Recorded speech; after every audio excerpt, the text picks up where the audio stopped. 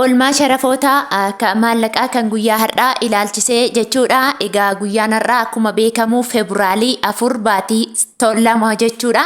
2026 haala sharafni gabaa gurraachaa fi akkasuma hawaalaa kan jennu yookiin immoo bilaak maarketii dabalataan immoo baankiidhaan immoo Commercial Bank of Ethiopia yookiin immoo baankii daldala Itoophiyaa kan jennu kan isiniif qabadhee dhufe. Isaanis biyyoota kanneen akka Yuuroo fi Chaayinaa Heewaan, Swiidin Kiroonii fi Oomaan Riyaal akkasumallee Kuweet ديناري في دبي درام سعودي ريالي في قطر ريال يمن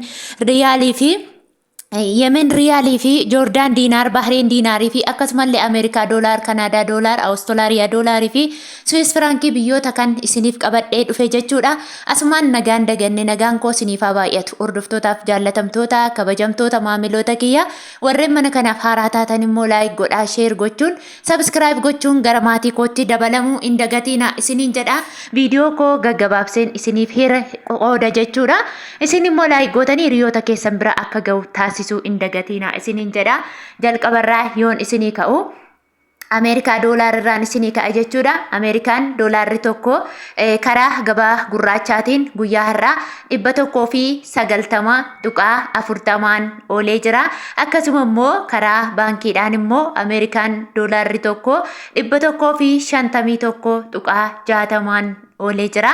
Inni itti aanu Kanaadaa doolaaridha. Kanaadaa doolaarri tokko karaa gabaa gurraachaatiin 139.51 oolee jira. Akkasuma karaa baankiidhaan immoo Kanaadaa doolaarri tokko 107.58 oolee jira. Inni itti aanu Awustiraaliyaa doolaaridha. Awustiraaliyaa doolaarri tokko karaa gabaa gurraachaatiin 132.12 oolee jira. Karaa baankiidhaan immoo Awustiraaliyaa doolaarri tokko 98.73 oolee jira. Inni itti aanu paawundi sterlingiidha. Paawundi sterlingiin tokko karaa gabaa gurraachaatiin 260.48 oolee jira. Karaa baankiidhaan immoo paawundi sterlingiin tokko 198.38 oolee jira. Inni itti aanu Swiss frankiidha. Swiss frankiin tokko karaa gabaa gurraachaatiin 246.43 oolee jira. Karaa baankiidhaan immoo Swiss frankiin tokko 184.98 oolee jira. Akkasuma yuuroodha. Yuuroon tokko karaa gabaa gurraachaatiin 225.83 oolee jira. Karaa baankiidhaan immoo yuuroon tokko 176.50 oolee jira. Inni itti aanu Chaayinaa Heewaan tokko karaa gabaa gurraachaatiin 27.38 oolee jira. Akkasuma karaa baankiidhaan immoo Chaayinaa Heewaan tokko 21.5 oolee jira jechuudha.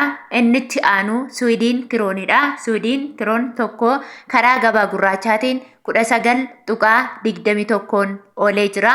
Akkasuma inni itti aanu Oomaan Riyaalidha. Oomaan Riyaalli tokko karaa gabaa gurraachaatiin 494.49 oolee jira. Akkasuma mootii birrii kan jennu sadarkaa tokkoffaa irratti kan argamu Kuweet diinaaridha. Kuweet diinaarri tokko karaa gabaa gurraachaatiin 621.18 oolee jira. Akkasuma karaa baankiidhaan immoo Kuweet diinaarri tokko 484.60 oolee jira jechuudha. Inni itti aanu Dubaay diraamidha. Dubaay diraamni tokko karaa gabaa gurraachaatiin 51.84 oolee jira. Akkasuma karaa baankiidhaan immoo Dubaay diraamni tokko 41.21 oolee jira. Inni itti aanu Saawudi Arabiyaa riyaalidha. Saawudi Arabiyaa riyaalli tokko karaa gabaa gurraachaatiin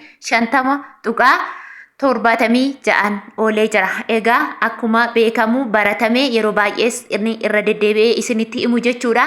Warri Saawudi Arabiyaa jirtan akkoota warra biyya warra kaanii jechuudha. Maallaqni keessan birrii tokko tokkoon hanga gana jedhamee isinii sharafama. Otoo hin taane akkaataa baay'ina maallaqa keessan yookiin guddina isaatiin jechuudha. Yeroo isiniin jedhu namoonni birriin keessan baay'ee ta'e jechuudha.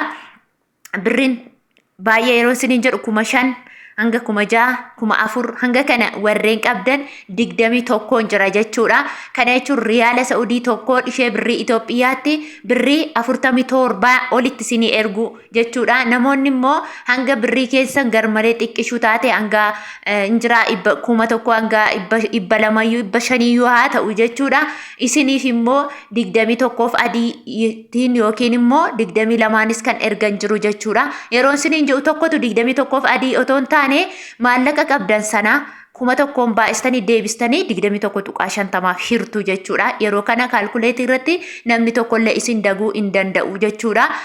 Akkasuma immoo Saawudii keessatti immoo namoonni daldalaaf jechuudha warreen maallaqa isinii erganiif immoo maallaqa isin kaffaltan wal qixa jechuudha. Isin 50 jechuudha.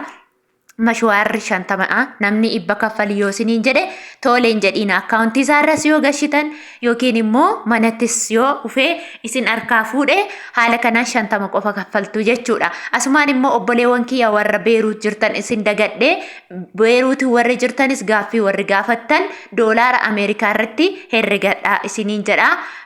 Akkasumas Joordaanis keessaa immoo warreen doolaara akka tasaa darbee isinii laatan isinis Ameerikaa doolaaritti herregattu jechuudha. Walii galla gaaffii keessan deddeebisaan deema waan ta'eef akkasuma Saudi Arabiyaa riyaalli tokko immoo karaa baankiidhaan immoo jechuudha 40.40 oolee jira.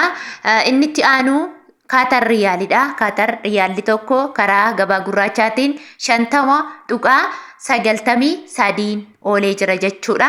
Akkasuma inni itti aanu immoo Yemen riyaalidha. Yemen riyaalli tokko karaa gabaa gurraachaatiin 0.66 oolee jira. Inni itti aanu Joordaan diinaaridha. Joordaan diinaarri tokko karaa gabaa gurraachaatiin 268.57 oolee jira. Inni itti aanu Bahriin diinaaridha. Bahriin diinaarri tokko karaa gabaa gurraachaatiin 502.58 oolee jira. Akkasuma inni itti aanu immoo Israa'el shiqil tokko karaa gabaa gurraachaatiin 61.20 oolee jira. Inni itti aanu Egyptian poundiidha. Egyptian poundiin tokko karaa gabaa gurraachaatiin 3.58 oolee jira. Akkasuma Indiyaan rubbiidha. Indiyaan rubbiin tokko karaa gabaa gurraachaatiin 1.84 oolee jira jechuudha. Egaa hordoftootaafi jaallatamtoota kabajamtoota maamiloota kiyya viidiyoon ani guyyaa har'aa isiniif qabadhee dhufe kana fakkaata jechuudha. Namoonni viidiyoon koo isinitti tolee fi isin fayyadee beekummoo laayik gochuu hin dagatinaa isiniin jedha. Laayikiin keessan baay'ee na fayyada. Turtii biraa walitti deebina.